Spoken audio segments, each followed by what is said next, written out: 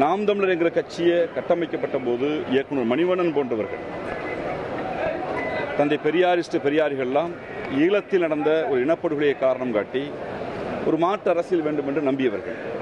பல்வேறு காலகட்டங்களில் எங்களை போன்ற அந்த கட்சியில் தொடக்க காலத்தில் இன்னைக்கு இருக்கக்கூடிய இயக்குனர் சீமானை தவிர்த்து அனைவரும் வெளியேற்றாங்க. யாருமே அங்கே இல்லை. நீங்கள் வேணால் பரிசோதிக்கலாம். இன்றைக்கி சேர்ந்தவர்களே 8 மாவட்ட செயலாளர், 2 மண்டல செயலாளர், 1 மாநில ஒருங்கிணைப்பாளர், 6 சட்டமன்ற வேட்பாளர்கள், 2 பாராளுமன்ற வேட்பாளர்கள் வந்திருக்காங்க. இது இந்த இடம் பத்தாதுங்கிறதுக்காக நாங்கள் யாரையும் கூப்பிடல. இன்னொரு முறை உறுதியாக பெரிய மாநாட்டை நாங்கள் நடத்துவோம். என்ன தேவை இருக்குன்னா, உறுதியாக சொல்கிறேன், பெரியார் மீது விமர்சனம் செய்வது என்பது எல்லோருக்கும் உள்ள உரிமை.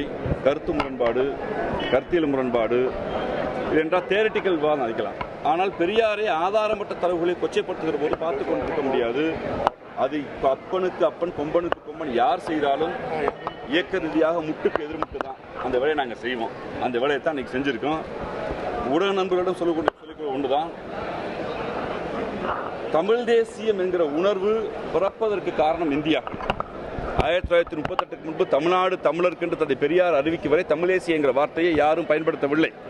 பெருமரியாதைக்குரிய ஐயா அயோத்திதாச பண்டிதர் ஒரு பைசா தமிழர் என்று எழுதினாரே ஒழிய தனிநாடு குறித்தோ தமிழருக்கு நிலம் என்றோ அவர் பேசவில்லை. அதற்கு மாறாக ஒடுக்கப்பட்ட பிற்படுத்தப்பட்ட மக்களின் இடஒதுக்கீட்டுக்கு முதல் குரலை இரட்டைமலை சீனிவாசன் அவர்களும் பெருமரியாதைக்குரிய அயோத்திதாஸ் அவர்களும் தொடங்கிய போது கூட தேசியம் என்கிற உணர்வு பிறக்கவில்லை, தமிழ் தேசிய உணர்வு. அதை தமிழ்நாட்டுக்குள் தமிழ்நாடு தமிழர் என்று சென்னை மாகாணத்துக்குள் வைத்தவர் தந்தை பெரியார் என்ற பெருநெருப்பு தான். அதற்கு பிறகுதான் இந்தியா தேசியத்தில் இந்தியாவில் பல்வேறு மொழிகள் இருக்கிறது, அதில் ஹிந்தியும் சமஸ்கிருதமும் எங்களை ஆளக்கூடாது, ஒடுக்கக்கூடாது என்று தமிழ்நாடு தமிழருக்கு என்ற கருத்தியல் விதைத்தார். அதைத்தான் பெருமரியாதைக்குரிய பேரறிஞர் அண்ணா அவர்கள் பிற்காலத்தில் அடைந்தால் திராவிட நாடு என்கிற கருத்தியலில் இந்திய அரசியலமைப்பு சட்டம் கொண்டு வரப்பட்ட போது இந்திய அரசியல் சட்டத்துக்குள் திராவிடர்களுக்கு உரிமை வேண்டும் என்று அந்த கோட்பாடை வைத்தார். நாடு பிரிவினை சட்டம் வந்தபோது நாடு இருந்தால்தான் நாம் உரிமை கேட்க முடியும் என்று திராவிட முன்னேற்ற கழகத்துடைய எங்களுடைய ஆசான் பேரறிஞர் அண்ணா அவர்கள் மாநில சுயாட்சியாக கொண்டு வந்தார். பெருமரியாதைக்குரிய சி. ஆதித்தனார் போன்றவர்களும் பெருஞ்சித்தனார் போன்றவர்களும் தந்தை பெரியாரோடு கருத்து முரண்பாடு கொண்டவர்களை ஒழிய தனி மனித வெறுப்பையோ கொண்டவர்கள் அல்ல. இன்னும் சொல்ல போனால் சி. ஆதித்தனார் அவர்கள் தந்தை பெரியாரை தலைவராக ஏற்றுக்கொண்டவர். தமிழ் தேசியம் பேசிய அத்தனை தலைவர்களும், தமிழ்நாட்டில் தமிழ் மொழி மீது, தமிழ் உரிமை மீது பேசிய அத்தனை பேரும், பாவேந்தர் பாரதிதாசன் தொடங்கி வைத்த பெருநெருப்பு வரை இன்றிருக்கிற வரை அத்தனை தலைவர்களும் தந்தை பெரியாரை ஏற்றுக்கொண்டவர்கள். தந்தை பெரியார் சொல்லாததே பேசாதே தற்குறி சீமான் தொடர்ந்து பேசுவாரானால் நாங்கள் தனி மனித தாக்குதலுக்கு தயாரப்பட்டவர்கள் இல்லை, தனி மனித விரோதங்களுக்கு தயார்பட்டவர்கள் இல்லை. அவர் கருத்து வைத்தால் எதிர்கருத்து வைக்கலாம். அவர் பேசுவதெல்லாம் ஆபாசம், அவதூறு. அவர் பேசுவதெல்லாம் அண்ட புழுகு, அவர் பேசுவதெல்லாம் ஆபாச புழுகு. அவர்களுக்கு இப்படி அவர் மீது அன்பு கொண்ட தம்பிகளை உண்மையை உணர வைத்து உண்மையான இயக்கம் எதுவோ அதுவோடு சேர்ப்பதுதான் சரி என்றுதான் மாண்புமிகு தமிழ்நாட்டின் முதலமைச்சர் இன்று இந்தியாவின் தத்துவத்தின் வழிகாட்டியாக, இந்தியாவில் பல்வேறு தத்துவங்கள் இருக்கிறது, அதில் இருக்கிற காலத்திலேயே தத்துவத்தை சாதித்து காட்டிய, திராவிடம் என்கிற தத்துவத்தை சாதித்து காட்டிய தந்தை பெரியாருடைய சமூக நீதி கருத்தியலை, மாநில சுயாட்சி கருத்தியலை, சம மேம்பாடு கருத்தியலை, சமம் என்கிற கருத்தியலை சாதித்திருக்கிற முத்துவேல் கருணாநிதி ஸ்டாலின் அன்பு தலைவர் கருத்தில் ஒப்படைத்திருக்கிறோம். திராவிட முன்னேற்ற கழகம் என்பது கருத்தை கருத்தால் எதிர்கொள்ளும் அண்ட புழுகு, ஆபாச குழுவுக்கு பதில் சொல்ல முடியாது. ஆனால் அதற்கான பதில் அப்படி அந்த கட்சியில் தன்னை உயிராக நம்பியவர்களை, நீ தனி மனித ஒழுக்கம் இல்லாதவன், நீ தத்துவ ஒழுக்கம் இல்லாதவன், நீ ஒரு சர்க்கஸ் கூடத்தை போல் முதலில் பொதுவுடைமை இயக்கங்களின் தோளில் என்று சர்க்கஸ் காட்டினாய், அடுத்து பெரியார் இயக்கங்களில் தோளில் என்று சர்க்கஸ் காட்டினார், அடுத்து இயக்குநர் சங்கத்தின் மீது நின்று சர்க்கஸ் காட்டினார், பின்னால் எங்களை போன்ற பெரியாரிஸ்டால் கட்டப்பட்ட நாம் தமிழ் இயக்கத்திலிருந்து சர்க்கஸ் காட்டினார், இளமலர்ந்தால் ஈழமலர் என்று ஜெயலலிதாவின் தோளில் என்று சர்க்கஸ் காட்டினார், இப்போ கொஞ்ச நாளுக்கு முன்பு எடப்பாடி சித்தப்பாவின் தோளில் என்று சர்க்கஸ் காட்டினாய், இப்போது குருமூர்த்தி RSS தோளில் என்று சர்க்கஸ் காட்டுகிறாய். நான் குற்றச்சாட்டுகிறேன், ரஜினிகாந்தை சந்தித்த பிறகு தமிழ்நாட்டு அரசியலில் சீமான் RSSின் அடிவரடியாக இருந்தவர் வெளிப்படையாக ஆதரிக்கிறார். கருத்து முரணை கருத்து முறையாக எதிர்கொள்வதற்கு நாங்கள் தயாராக இருக்கோம் என்பதுதான் இப்போது இந்த நிகழ்ச்சியை பெரும் மரியாதைக்குரிய எங்களுடைய துணை முதலமைச்சர் அன்பண்ணன் உதயநிதி ஸ்டாலின் உத்தரவோடு இந்த நிகழ்ச்சியை மாண்புமிகு கழக தலைவரிடம் இங்கு இருக்கக்கூடிய முன்னாள் நாம் தமிழர் தம்பிகளை தாய் கழகமான திராவிட முன்னேற்ற கழகத்தில் இணைத்திருக்கிறோம். ரமேஷ் அவர்கள் சொல்ல தேவையில்லை, விமர்சனமா ரமேஷ் உணர்றாரான்னு பார்க்கணும். ஜேர்னலிஸ்ட்களின் நண்பர்கள் இங்க இருக்கீங்க, ஏதோ ஒரு ஊர்ல தர்மபுரிங்கிற ஒடுக்கப்பட்ட ஊர்ல வந்திருக்கீங்க, உங்க ஊரை சேர்ந்த எங்க அம்மா காத்தாக்கெல்லாம் வந்திருக்காங்க, தலையில என்ன இல்லதான் ஒரு உணர்வு தான். அம்பேத்கர் பெயரை சொல்லும் போது, கலைஞர் பெயரை சொல்லும் கைதட்டுறாங்கன்னா அந்த உணர்வு அவர்களுக்கு தெரிகிறது. யாரை பெயரை சொன்னால் கைதட்ட இன்னொரு இருக்கிறது. விமர்சனம் என்பது ஆதாரத்தோடு விமர்சனம். இன்னைக்கு ஒரு உண்மை சொல்றேன். அந்த ஒரு இயக்குனர் அண்ணன் ஒருத்தர், வெங்காயப்பட இயக்குனர் படத்தை வெளியிட்டார். செங்கோட்டையன் என்ப நம்பர் கொடுத்தாதா சொன்னார். அந்த செங்கோட்டையன் உயிரோடு சீமானுக்கு தெரியாது, நினைக்க இறந்துட்டார். ஏன்னா அவர் தன்னை நம்பியவர் யாரையும் அவர் காப்பாற்றியதில்லை, எப்போதும் தெரியாது. அந்த செங்கோட்டையன் டிடிங்கிற அந்த அன்னைக்கு ஒரு அந்த பென்ட்ரைவில் ஒரு ஹார்ட் டிஸ்க் கொடுத்த போது தம்பி கொரியர் வந்திருக்கான்னு வேகமா போய் வாங்கினாரு. அந்த வாங்கின அப்பாவி ராஜீவ் காந்தி தான். உள்ள அப்பதான் தெரிஞ்சா படம் இருந்தது.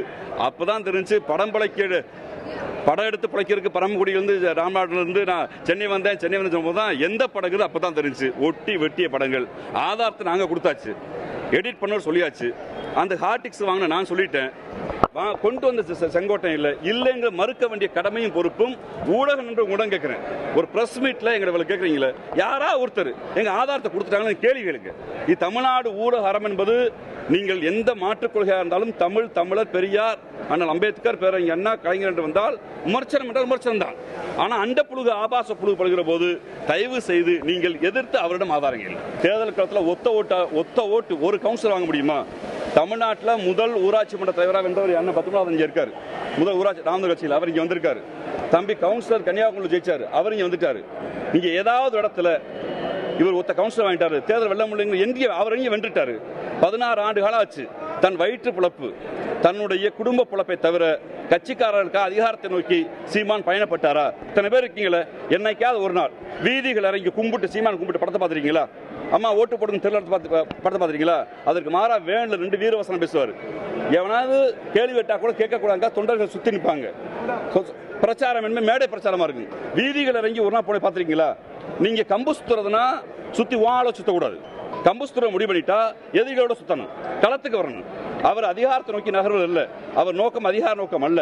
அதிகார நோக்கம் என்றால் எதிரி வைத்துக் கொள்ளுங்கள். இந்தியாவில் தமிழ் தேசியம் என்பது திராவிட முன்னேற்ற கழகம் வைக்கிற மாநில சுயாட்சி தான். ஹிந்திக்கு எதிராக ஒரு தேசிய உணர்வு. தமிழ் என்பது மொழிகளின் தாய் என்று ஏன் சொல்கிறோம் என்றால், இந்த மொழியில் பிறந்த தெலுங்கு, மலையாளம், கன்னடம் எல்லாம் இந்த மொழியில் பிறந்ததுதான். இந்த மொழியில் இருக்கிற மக்கள் தான் தங்களுடைய வீட்டு மொழியாக, பண்பாட்டு மொழியாக தெலுங்கை, மலையாளத்தை, தமிழை, கன்னடத்தை பேசுகிறார்கள். சமூக மொழியாக, அரசு மொழியாக தமிழை ஏற்றுக்கொண்டவர்கள். அவர்கள் தமிழிலிருந்து பிரிந்தவர்கள். 800 ஆண்டுகளுக்கு முன்பு தெலுங்குங்கிற மொழி இல்ல, 800 ஆண்டுகளுக்கு முன்பு கன்னடம்ங்கிற மொழி இல்ல, 800 ஆண்டுகளுக்கு முன்பு மலையாளம்ங்கிற மொழி இல்ல. அப்படி இல்லாத போது ஒரு தாய் வேற்றுப்படையாக ஒரே நேரத்தில் கிருஷ்ணகிரியிலும் தருமபுரியிலும் கோயம்புத்தூரிலும் பிறந்தவன வந்தேரின்னு சீமான் சொல்றாருன்னா அது எது பாசிச கோட்பாடு. அப்ப அந்த கோட்பாடு வைத்து அதிகாரத்துக்கு போக முடியாது. அவர் வேலை RSS இன்னைக்கு சாப்பிட்டு ஹிந்துத்துவான ஒரு ஹிந்துத்துவா இருக்கு. சாப்பிட்டு ஹிந்துத்துவாவில் நமக்கு வாக்கு வரணும்னு இன்னைக்கு யாரோ ஒரு அட்வைஸ் பண்ணியிருக்காங்க. நான் வெளிப்படையா சொல்றேன், கடந்த இடத்துல சீமானுக்கு நீங்க சொல்ற அதிகாரத்தை நோக்கி மாநில அங்கீகாரம் வாங்கி கொடுத்தவர் மரியாதைக்குரிய நடிகர் விஜய் அவர்கள் தான். இவருக்கு வெறும் 4.8 விழுக்காடு இருந்துச்சு. விஜய் அரசியலுக்கு வரணும்னு கருத்து சொல்லிட்டாரு. ஆனா தேர்தலில் போட்டியிடல. அவரு சீமானு ஒன்னா இருக்காங்கன்னு கிசுகிசுகள் வெளியே வந்துச்சு.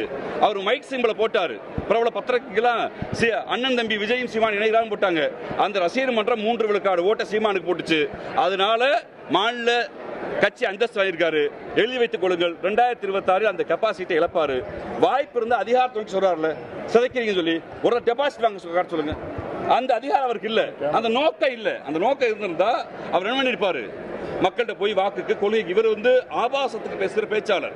1000 ரூபாய் கொடுத்தா ராஜீவ் காந்தி எனக்கு தம்பி கொடுத்தா, என் தம்பி வளர்ந்துட்டான்டா, தம்பி ஒரு 1000 ரூபாய் கொடுத்துட்றா. சுந்தர் சீட் அப்படித்தான் வாங்கினாரு, சத்யராஜ் அப்படித்தான் வாங்கினாரு, அண்ணன் கலைப்புலி தான் வாங்கினாரு. இன்னைக்கு எல்லாம் காரி துப்புறாங்க. என்னையா மனுஷன் நீங்க கேட்கறாங்க. இவர்களுடைய வேலை என்பது வயிற்று பசிக்கு கட்சி நடத்துறாரு ஒழிய அதிகார வேட்கைக்கு கட்சி நடத்தவில்லை. இல்ல, இங்க பொதுவாகவே நாங்க பார்ப்பனி எதிர்ப்பு வைக்கிறோம். திராவிட முன்னேற்ற கழகம் பார்ப்பனி எதிர்க்குது. ஆனால் எந்த பிராமணர்களையும் நாங்கள் அடிக்கவில்லை. ஹிந்தி எதிர்ப்பு வைக்கிறோம். ஆனால் எந்த ஹிந்தி பேசுகிற சகோதரர்கள் என் ஊருக்கு அவங்களுடைய வருமானத்துக்கு வர சகோதரர்கள் நாங்கள் அடிக்கல. அதுதான் சமத்துவம். சமத்துவத்தை திராவிட முன்னேற்ற கழகம் அன்னைக்கு மாற்று ஆட்சி வச்சு அதை முதலமைச்சர் ராஜாஜி ஆதரித்தார். அவர் தேர்தல் அரசியல் தான் ஆதரித்தார், கொள்கையில் ஆதரிக்கல. எங்களோட கொள்கை தெளிவு மிக தெளிவாக நாங்கள் இருக்கோம். கடந்த காலங்கள் அப்படித்தான் இருந்திருக்கு. அந்த சீமானுடைய விமர்சனம் பார்க்கிறேன், நான் ஆதாரம் மட்டும் பார்க்கிறேன்.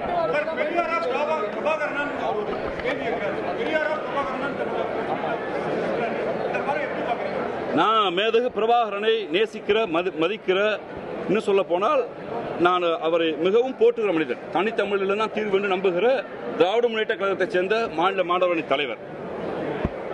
பெரியாரிஸ்ட் அண்ணன் குளத்தூர் மணி, அண்ணன் கு ராமகிருஷ்ணன், ஐயா வீரமணி போன்றவர்கள், இங்கே திராவிட முன்னேற்ற கழகத்தில் எத்தனை எண்ணிலடங்கா தோழர்கள் வளர்க்காமல் தமிழீழ விடுதலை புலிகள் வளர்ந்தது என்று தமிழீழ விடுதலை புலிகள் சொன்னால் கேட்டுக்கொள்ளலாம். எல்லாளன் படத்துக்கு வேடிக்கை பார்க்க போன தற்குறி சீமான் சொன்னால் கேட்க முடியாது. என்ன சிக்கல் அன்னைக்கு டயஸ்பரால நாடு கடந்த தமிழீழங்கள்ல பல உறவுகள் பல பேர் இருக்காங்க. அவங்களுடைய ஈழ கோரிக்கையை மட்டுப்படுத்திட்டாரு. 15 ஆண்டு காலமா ஈழத்துக்காக சீமான் புடுங்கி ஒரு புள்ள காட்டுங்க, யாரா ஒருத்தர் சொல்லுங்க, ஈழத்துக்காக அவர் செஞ்சுட்டாருங்கன்னு. இல்ல டயஸ்பரால செஞ்சாரா, இல்ல யூஎன்ல செஞ்சாரா, இல்ல இந்திய நீதிமன்றத்தில் செஞ்சாரா, வாதாடினாரா? வெறும் பேச்சாக ஒரு மாவீரனை சமையல்காரராக மாற்றி வைத்திருக்கிறார். ஒரு மாவீரனை சமையல்காரராக மாற்றிருக்காரு. அதான் சீமான் செஞ்சிருக்காரு. வேற என்ன ஈழத்துக்காக செஞ்சார் சொல்லுங்க பார்ப்போம், பாதிக்க வரலாம். அது சில ஜெயலலிதாவுக்காக செய்தது. மேதகு பிரபாகரனுக்காக இளமுக செல்ல ஜெயலலிதாவோடு சமரசம் பேசுவதற்காக வேட்பாளர் அடமானம் வைப்பதற்காக இந்த அண்ணன் மயிலாடுதுறை வேட்பாளர் இருந்தாரு. இங்க பேசுவாரு, அங்கே அதிமுக மாவட்ட செயலரோட 10 லட்சம் வச்சு கமிஷன் வாங்கிக்குவாரு. நான் எந்தெந்த மாவட்டத்தில் வாங்கினா லிஸ்ட் போட்டு கொடுக்க முடியாது, அதெல்லாம் வேணாம், அது அரசியலுக்கு அப்பாற்பட்ட பெரியவர்.